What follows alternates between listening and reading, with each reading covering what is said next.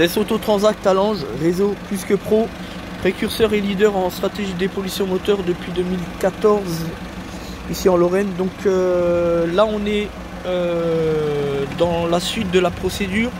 Donc la machine Bardal Evo 360 nous demande de remplir maintenant donc le produit de rinçage, donc le voilà.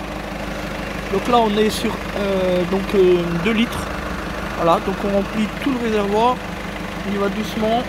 On met 3 à côté, voilà. On referme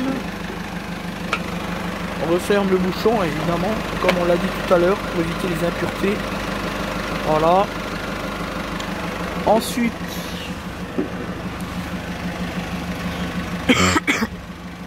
alors on va accélérer, vous allez voir, dans le cas de la procédure à 2500 tours, là on appuie, tac.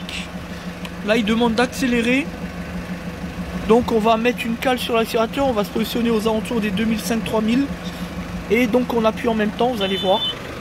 Donc la cale, vous voyez c'est déjà parti au niveau du compte à rebours. Donc la cale, la voilà. Donc c'est parti. Ensuite derrière on va aller mettre le...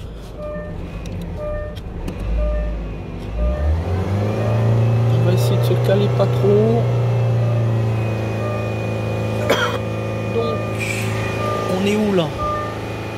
On a 3002, on est un peu haut. Voilà. Donc là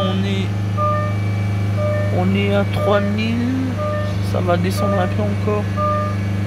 Donc voilà, on est un petit peu près à 3000. Je pense que ça va descendre légèrement. Voilà. Là on est bien. Voilà, 2005, 2006.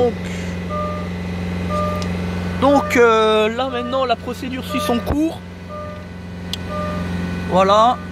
Alors nous on a fait une première lecture défaut pour faire le point sur le calculateur injection et le calculateur FAB. Rien à signaler, impeccable.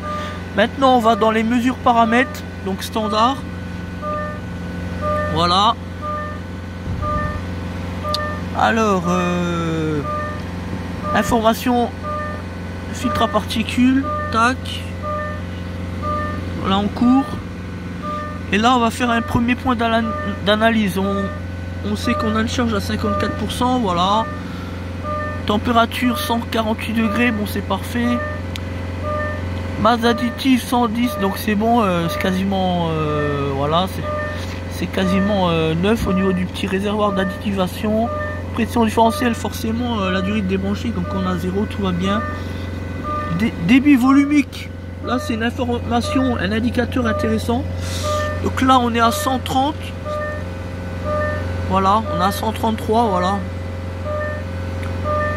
Donc on fera une mesure tout à l'heure, 130 à 2800 tours. Voilà, forcément après le nettoyage il sera supérieur. Voilà. Donc qu'est-ce qu'on peut dire de plus? Voilà, donc l'idée c'est de faire dans un premier temps une lecture des faux et ensuite des mesures paramètres pour analyser l'ensemble des éléments du filtre à particules, la fonction FAP. Ensuite, à la fin de l'intervention avec la machine, on va engager la régénération forcée, mais avant cela, on va remettre le calculateur du FAP à 0 de manière à effacer l'information risque de colmatage FAP et puis le petit voyant service que vous voyez ici. Voilà. Parce que pour éviter la bêtise humaine et les faux diagnostiqueurs qui pensent que pour effacer le voyant FAP, il s'agit simplement de faire comme ma nièce de 8 ans pourrait le faire, une lecture et un effacement des faux. C'est pas si simple que cela. Donc voilà. Donc nous on est spécialisé en même temps, donc on maîtrise parfaitement, voilà. Donc merci à tous. Donc comme on vous l'a dit, à la fin on va engager la régénération forcée, ça va permettre de brûler définitivement la suie dans le filtre à particules après la procédure de nettoyage FAP à l'aide de la machine Evo Bardal. Merci à tous, des Autotransact à Lange Réseau plus que pro.